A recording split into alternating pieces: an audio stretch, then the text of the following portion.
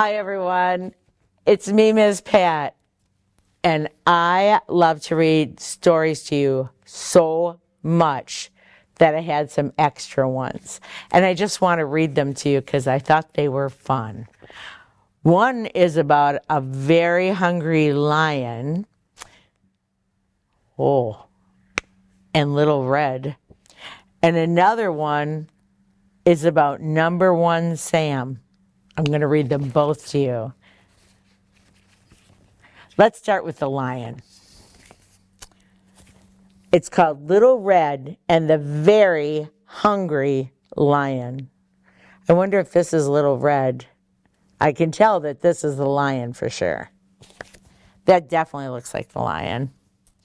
Alex T. Smith wrote this book. Oh, hey, there's a goat eating a hanger. You don't see that every day.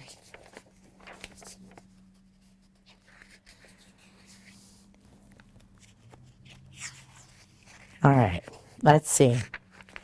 Little Red and the Very Hungry Lion. This is Little Red. Today she is going to be gobbled up by a lion. Oh, I hope not. This is the lion. Well, that's what he thinks is going to happen. He thinks he's going to gobble up Little Red. One morning, Aunt Rosie woke up with spots. She was covered in spots. There was one thing for them, spot medicine. Ring, ring, ring, ring, ring, ring, ring, ring. Oh dear, said Little Red when she heard the news. I'll come right away. So she put some spot medicine in her basket and waved goodbye to her daddy.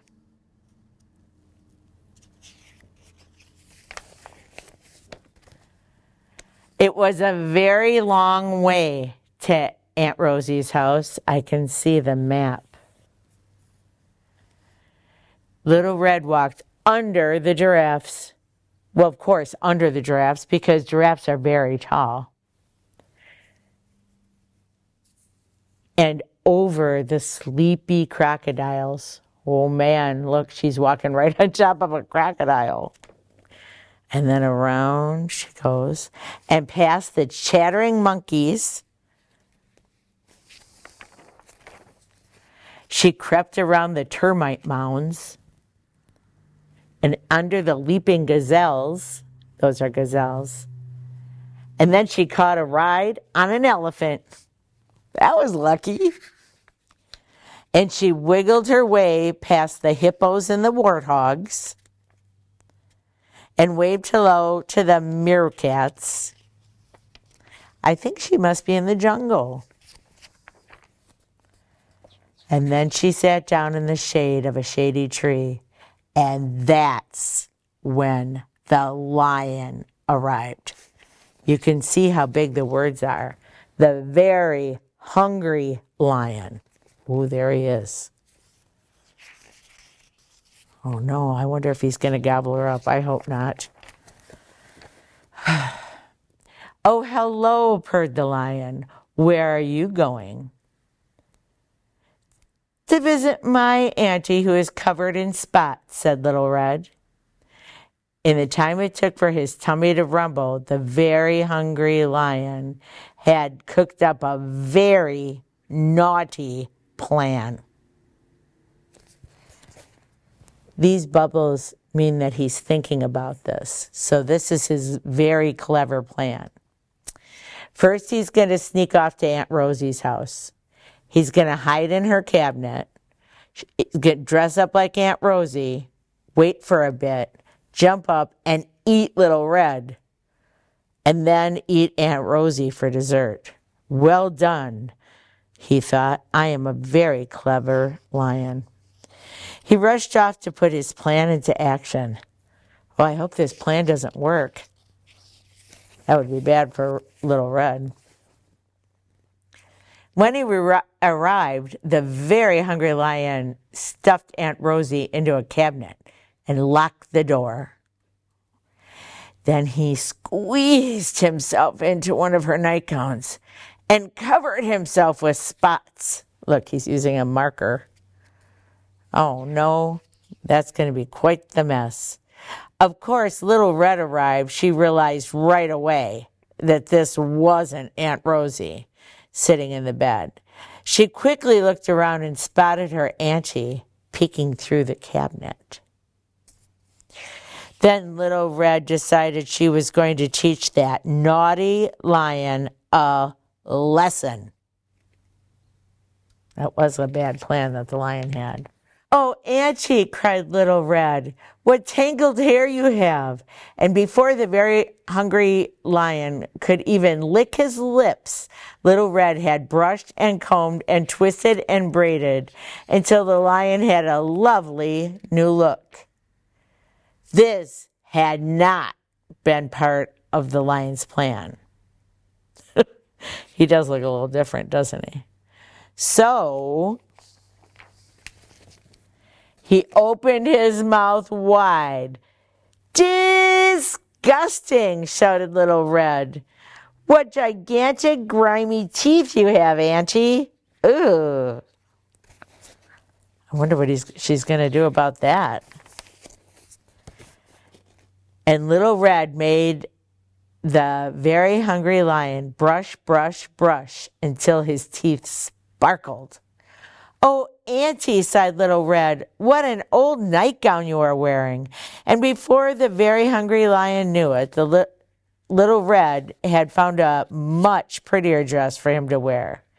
This had not been part of the lion's plan either. He does look a little different, doesn't he? Oh my word, do you see the size of this word that he's yelling? S-T-O-P. "Stop," yelled the lion. "I'm a very hungry lion, and my tummy is grumbling." Ooh. Look at little Red. She looks a little nervous, doesn't she? Look at her eyes. Little Red pointed her finger. "Well, try to eat children and aunties is very naughty. If you were hungry, all you had to do was ask us for some food." The very hungry lion let Aunt Rosie out of the cabinet and said, "Sorry," ever so politely. And little Red gave Aunt Rosie the spot medicine, which worked immediately.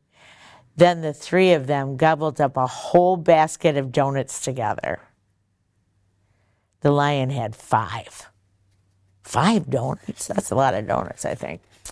Soon it was beginning to get dark, so the lion walked all the way back home with little Red on his very best behavior. He promised to never, ever, ever try to eat another auntie or any children. The end. That was really good news that the lion didn't eat little Red, don't you think? It says it's a classic fairy tale with a safari twist. You know what fairy tale this kind of reminds me of? Little Red Riding Hood. When she had to go to her grandma's, but a wolf came.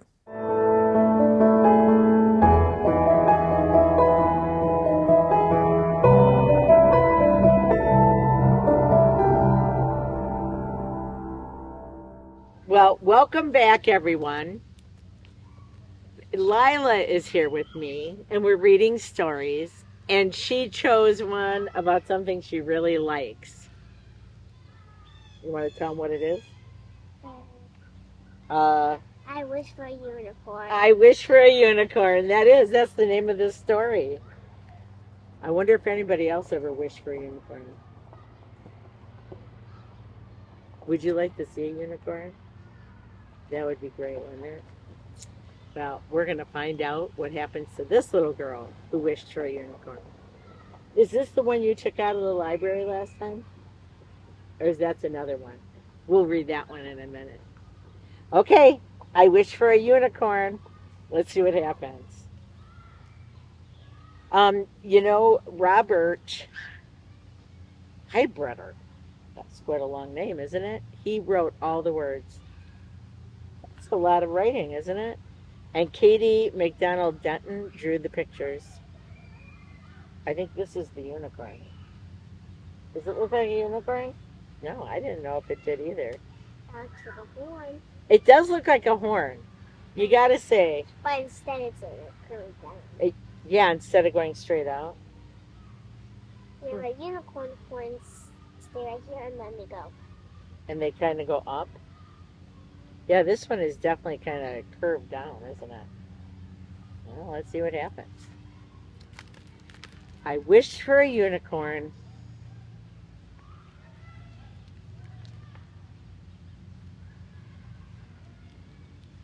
I wish for a unicorn. I wish so hard that I found a unicorn in my backyard. What?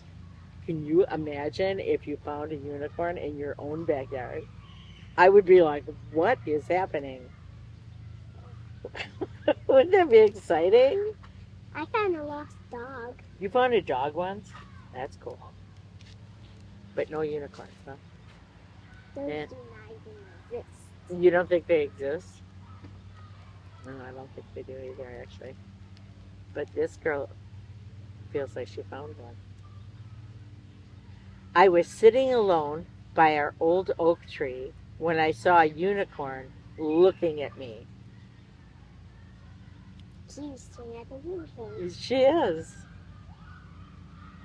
He was kind of scruffy and he'd lost his horn, but I knew at once he was a unicorn. Man, I don't even know what I'd do if I saw a unicorn. He didn't have a mane. His tail wagged around. He chomped on a bone he dug up from the ground. I think he's a dog. You think he's a dog? Maybe he is. His ears flopped about in a happy way. His tongue hung out because he wanted to play. It might be. He didn't neigh softly as unicorns do. He barked and he howled and he yelled, "Ow!" I think you're right. But he was a unicorn without any doubt. He pawed and he pranced and he galloped about. Well, maybe he is a unicorn. He does look like a dog. Yeah, and he barked. You know, and that's something a dog would do. Then he led me away to a magical wood, as only a real live unicorn could. Oh, look. The trees turn color.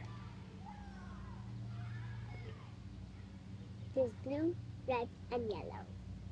I don't know if I ever saw a blue, red, and yellow tree. Kind of like green right It does look a little green up there. there. Dark blue. And a dark blue, look at how dark that is. Somebody did the person who drew the pictures did a nice job on that. Yeah, I think so too.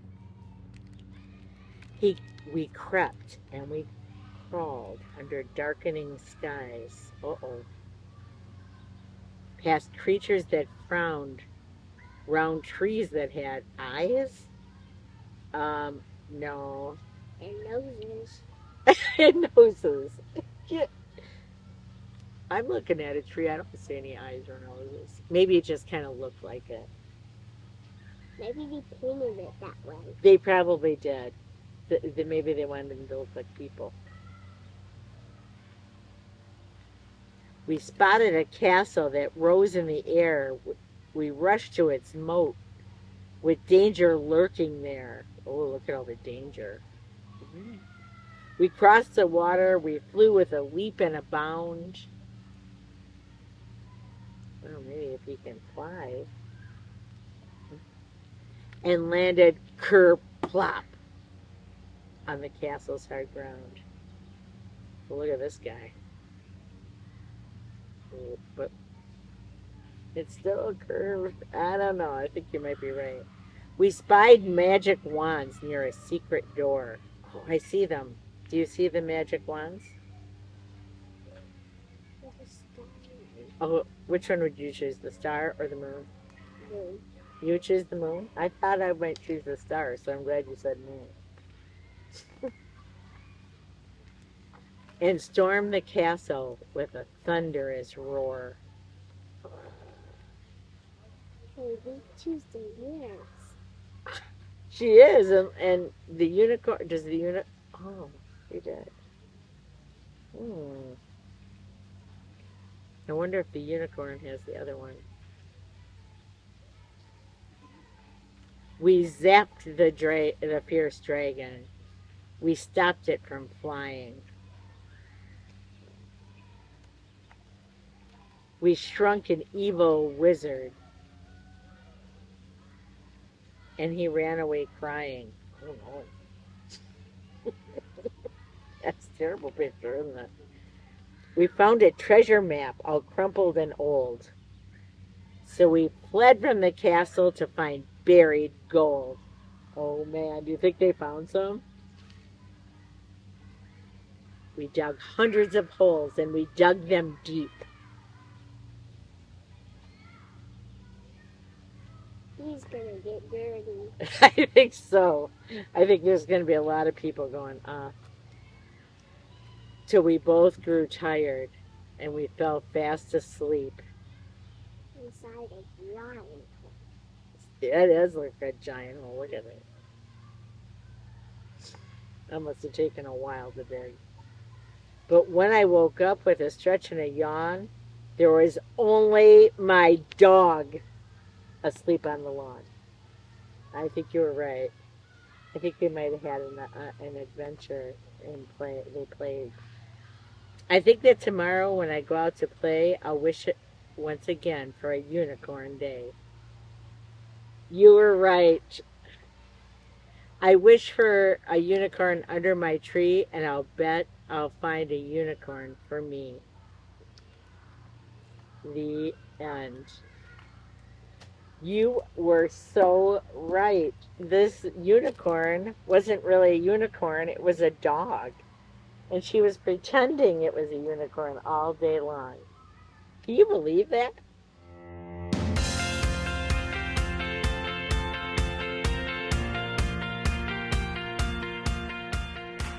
I am joined again by Lailah and Joziah and Maisy. And we found a book. I found a book when I went to the library. And it was the greatest fun book for me because it's about a song that I know. It's by the Beatles. John Lennon and Paul McCartney wrote the words. And then Henry Cole drew some amazing pictures that go with the words. So I'm going to read it to you. It's called With a Little Help from My Friends.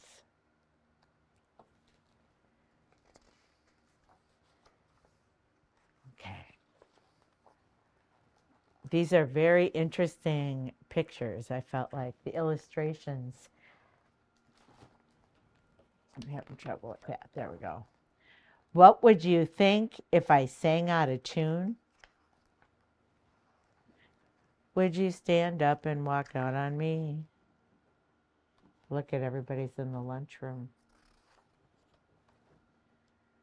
Lend me your ears and I'll sing you a song. And I'll try not to sing out of key.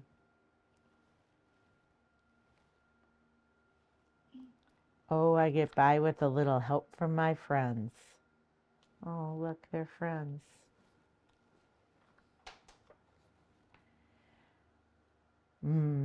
I get high with a little help from my friends. Look, they're flying a kite and playing a game. Looks like they're playing in the muddy water. I'm going to try with a little help from my friends. They're making some marshmallows over a campfire. Oh, it looks like she's listening on the stairs while her mom and dad are talking. I wonder what's happening.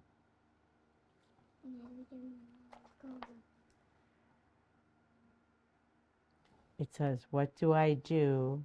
Oh, you know what this sign says? For sale. They must be going to sell the house. I wonder if they're moving away. I don't know. What do I do when my love is away? Oh, they're moving away. This says movers. The truck, and she's waving goodbye.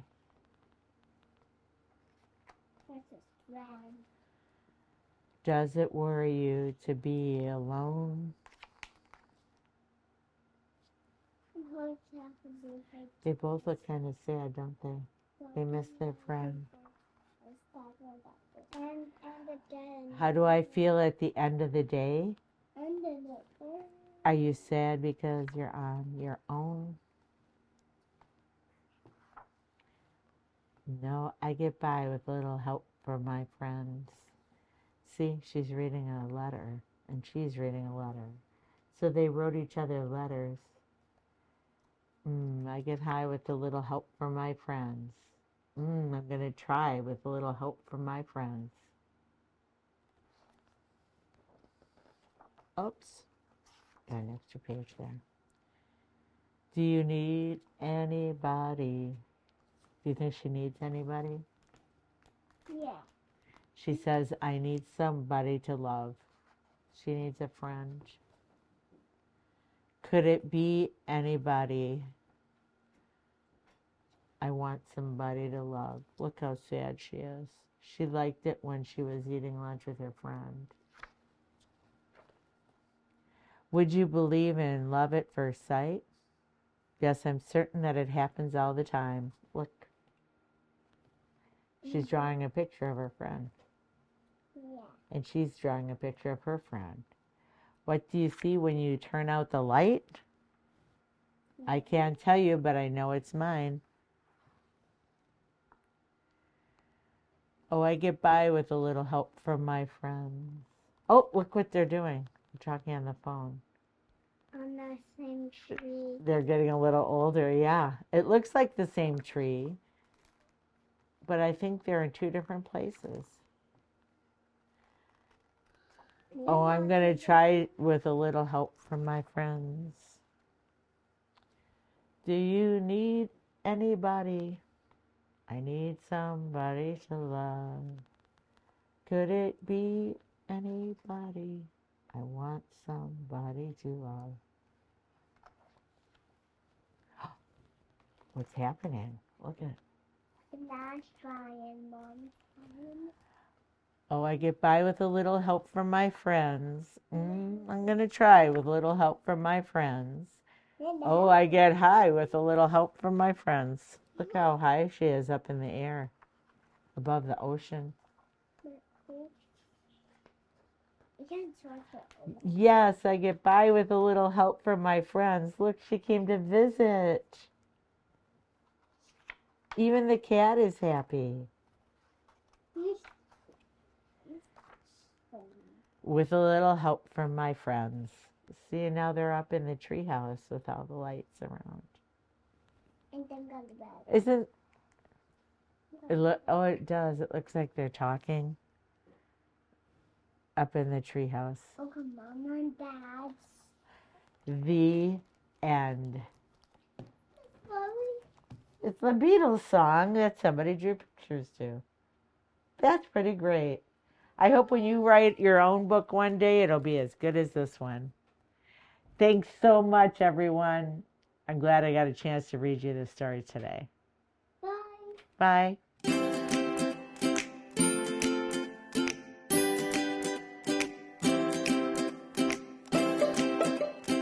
Well, this is another story I saw at the library, and I thought, boy, do I want to read that at Read Me a Story so that I could read it to you.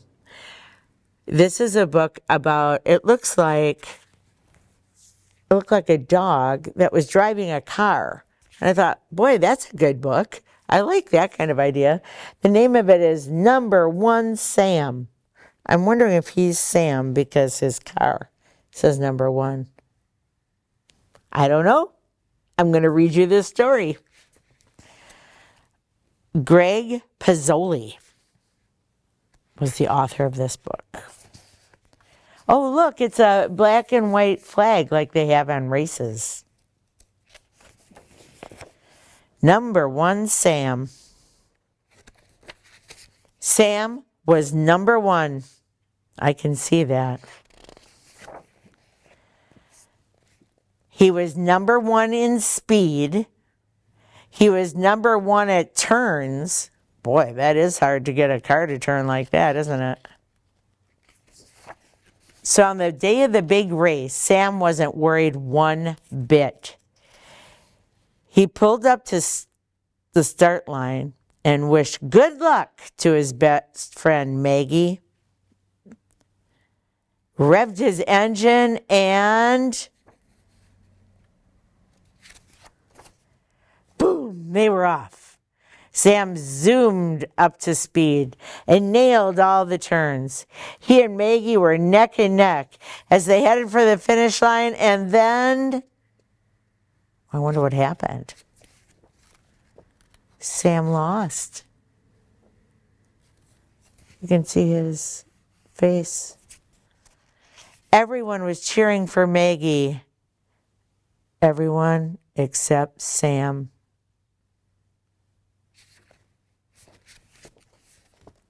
Sam couldn't lose. He was the best at speed. He was the best at turns. He was the best at being number 1. The night before the next race, Sam didn't sleep a wink.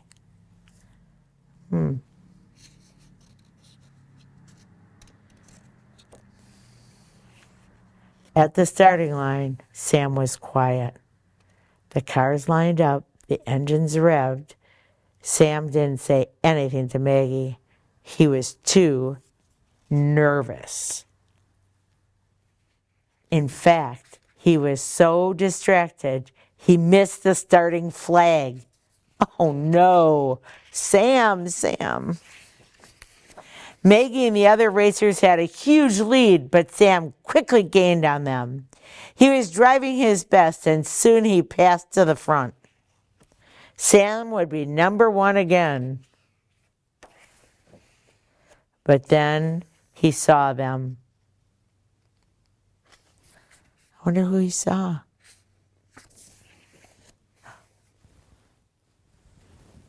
Five chicks crossing the track. He was headed right for them. Sam could steer around the chicks, but the other racers might not see them in time. Look at this big word, screech. That's the sound the brakes made. Sam slammed on his brakes. He scurried the chicks to safety as the other racers flew by. Sam finished in last place. The chicks thanking him the whole way. Sam was disappointed. As he approached the finish line, he heard people cheering for the other racers. But as he got closer, he realized they were cheering for him. Look at, here's the news camera. And even though he lost another race,